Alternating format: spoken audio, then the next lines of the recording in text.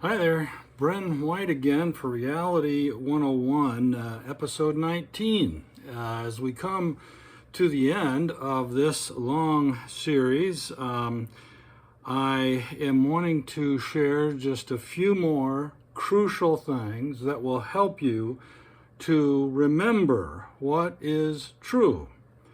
What is true and why. And so we have been working on this throughout these videos, and I hope that what I have shared with you has been helpful in some way, spiritually and practically in your life. Now, to start off with, I have a few challenges and a few recommendations. And the first thing I want to just point out is at this moment in history, there are some people who would prefer to ignore evil, the evil around them, because it's too disturbing. It's hard to look at, it's hard to begin to fathom just how evil some human beings are. And in some ways, even for Christians, sometimes it's beyond what seems to be rational in any way for a human being. So there are some reasons why people do not want to identify what is evil in the world. There are a lot of things tied up with that. But when this is the case, they become very easily distracted and manipulated, as I said last time. The cruel always use the complacent for cover. I'll say it one more time. The cruel always use the complacent for cover. Now, the two things I just said are meant to be challenges to every human being, every Christian on the earth. And Jesus would give us a certain example as the pattern for all of humanity, and even the well-known philosopher Kierkegaard said that Christ is now the pattern. The life of Christ, of Jesus Christ, is the ultimate pattern for all human beings. Now, many intelligent people, leaders in the world, as I said before, know that this is true. And actually, this was a part of their success as leaders. Jesus Christ was the most impactful leader of all human history. There's no doubt about that. That's easily proven. You go into the millions upon millions upon millions over many generations. The impact that Jesus Christ has had is, in a positive way, is immense. It's immense. Hang on to the first two things that I told you, especially as I get to reading a few things. But those two challenges you need to take to heart. You need to kind of struggle through that in some way. Because in the end, everybody who is trying to do the right thing, according to God, must stand up for what is right. And there's no getting around that, not even by denying the evil that surrounds you. The cruel always use the complacent for cover. Just remember that. Now, we ended last time talking about courage. Now, these two things just fit up to each other perfectly. And I have to at least recommend to you this idea that there are at least 6 dimensions of courage. And those 6 dimensions are as follows. And this is something else for you to ponder thoroughly. Put your mind on this completely.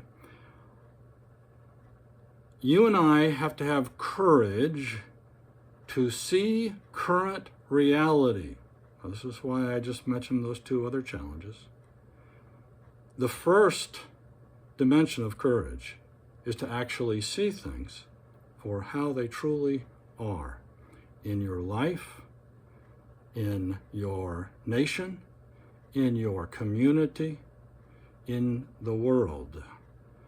This is crucial for all human beings, and this is the first dimension of courage.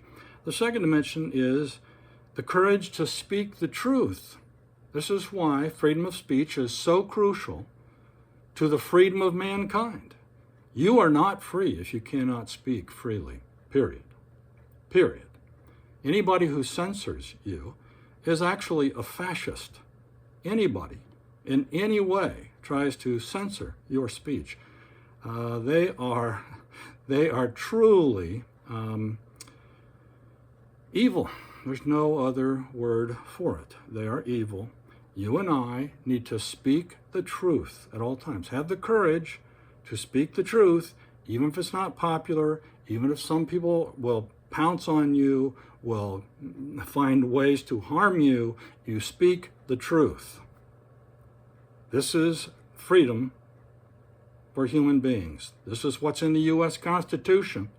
This is what is from God, given to us from God, not given to us by any government on the face of the earth. This freedom is given to us by God. And his Son trains us to speak the truth. Jesus Christ and the apostles trained every follower of Jesus Christ to stand up and to speak the truth, even if they died for it. This is very clearly shown in history, in the first century and beyond. The courage to speak the truth, the courage to grow. Human beings actually have to have courage to grow at all, to develop as human beings. It takes courage.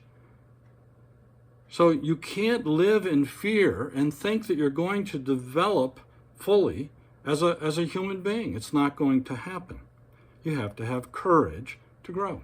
You have to have courage to care. This is the fourth dimension of courage, the courage to care. Because some people will take advantage of you, some people will mistreat you, some people will make fun of you. There are many possible downsides to caring genuinely about other human beings. But that's why it takes courage. You have to have courage to keep caring genuinely about your fellow human beings. The courage to take action. You not only have freedom of speech, but you need to have the courage to take action that's based on the truth. This is what courage is for. You take action based on what is true. You stand up for what is true. You stand up for what is right. And that takes courage. And the sixth dimension is the courage to continue no matter what. No matter what gets thrown at you, you continue. Now, a number of people, maybe listening to this, have experienced something I've experienced in terms of being canceled by some grouping or subgrouping of people, being canceled. Especially this was going on in COVID, but it's still going on. Now, this, again, is not fitting with free speech, not fitting with anything talked about in the Bible. This is contrary to the design of God. And so you and I need to have the courage to continue in these things no matter what. No matter what. And this is the never give up. Now, let me just read you a couple of very interesting things before we're all done here. And I hope that this is instructive for you. And I'll finish out with a few other things that Jesus said that are really quite eye-opening, I would say.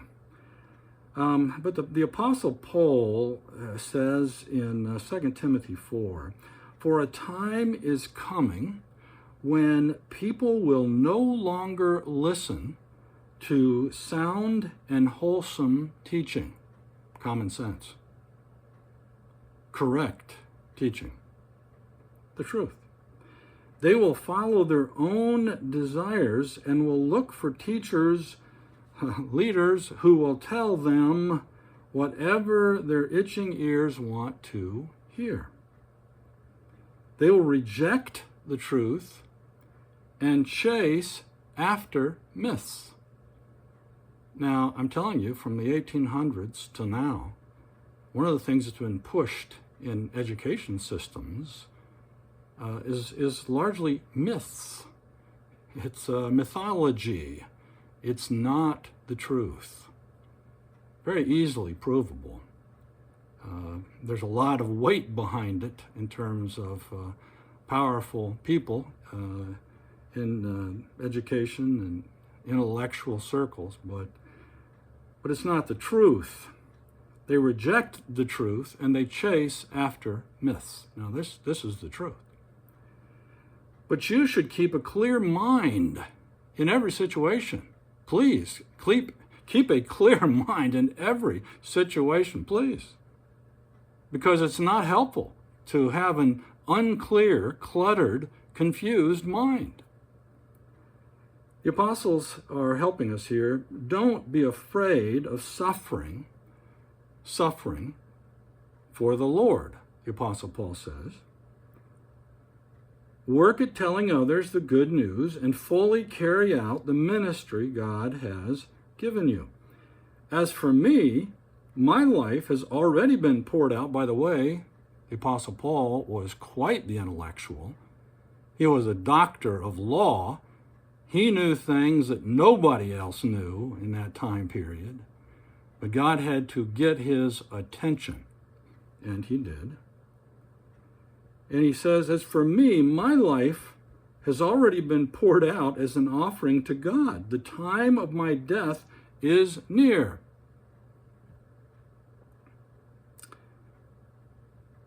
I have fought the good fight. There's where that comes from. People talk about fight the good fight. I have fought the good fight. I have finished the race. And I have remained faithful, trustworthy, trusting, loyal to the one who made me. That's what Paul is saying. One of the smartest men in the first century who had to be humbled by God. And now the prize awaits me, the crown of righteousness, which the Lord, the righteous judge, will give me on the day of his return. And the prize is not just for me, but for all who eagerly look forward to his appearing. Now, I just want you to let that sink in a little bit. And I want to just point out that the Bible, one of the things the Bible does as a historic document, is to show us what is true, contrasted. What is true, contrasted to what is false. What is good, contrasted with what is evil. The Bible shows this very, very clearly throughout the text. Throughout human history, God has been trying to help us see things clearly. Now,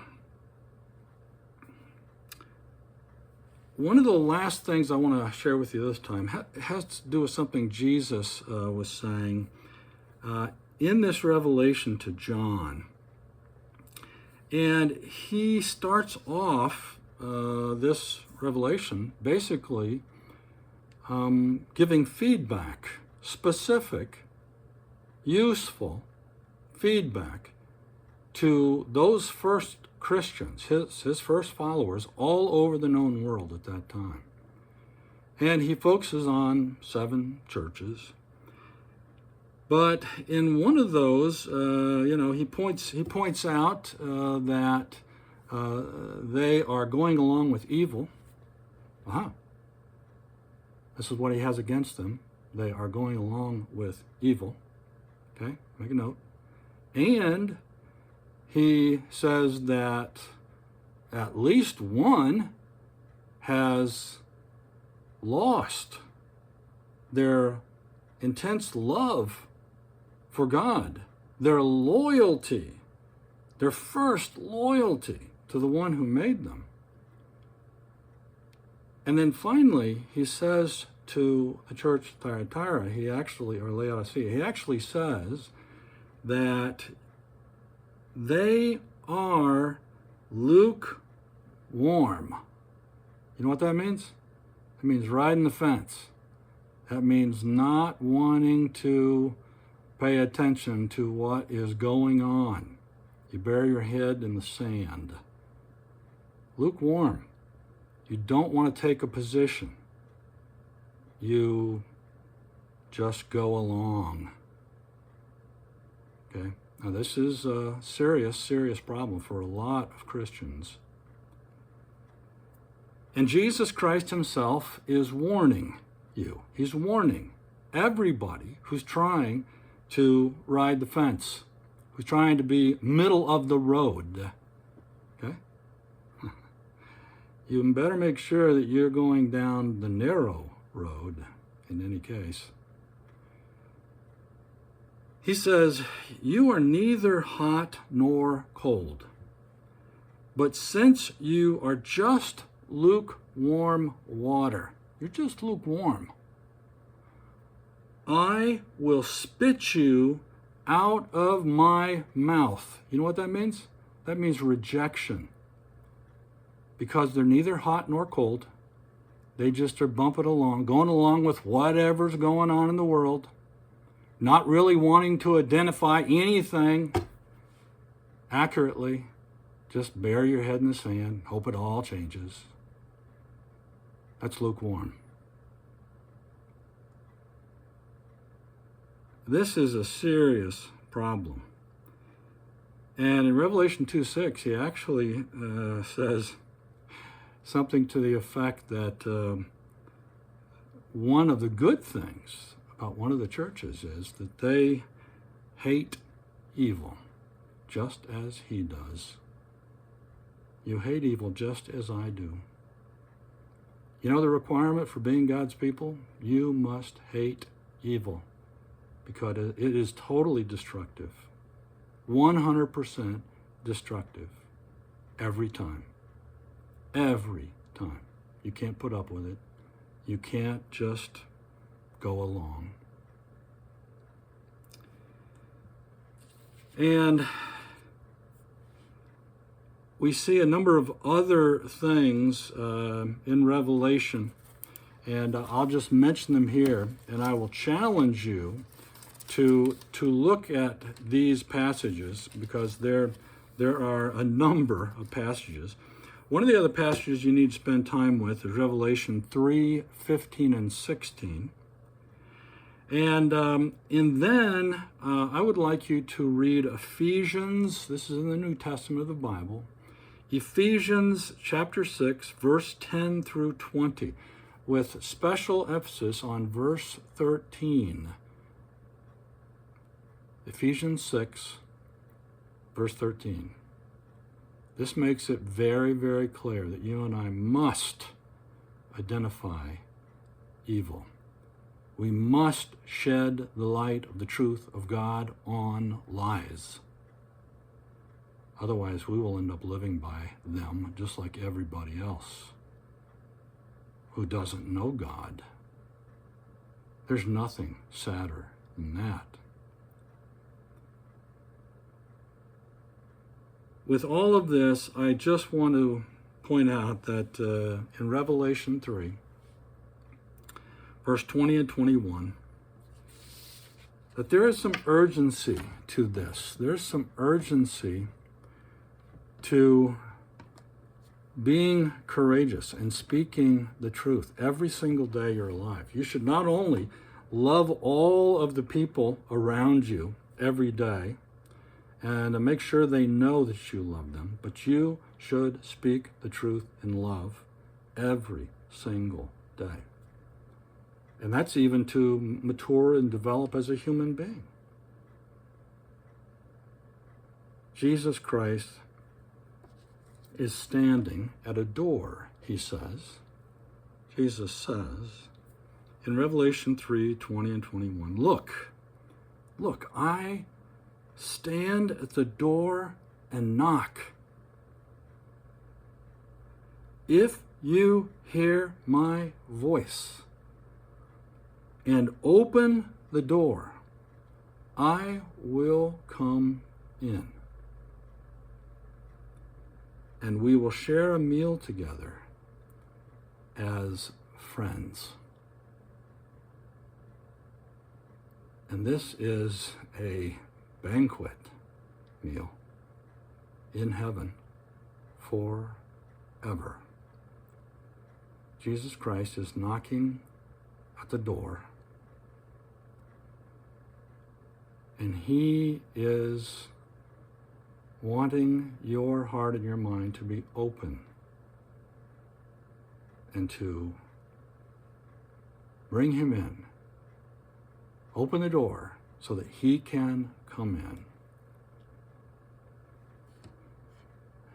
Next time, we will finish out strong, and we have a few more things to explore, but think about that until the next time. God bless you. Bye-bye.